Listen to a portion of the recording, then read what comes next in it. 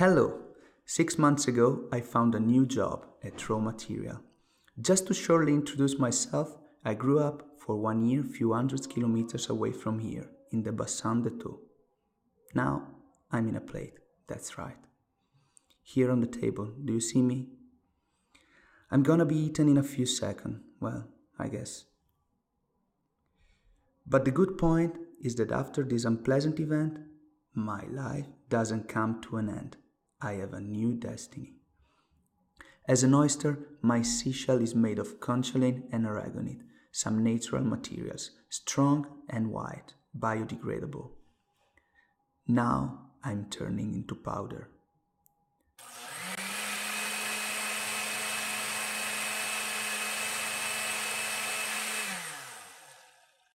After being mixed with some natural binder, I can become a lot of stuff.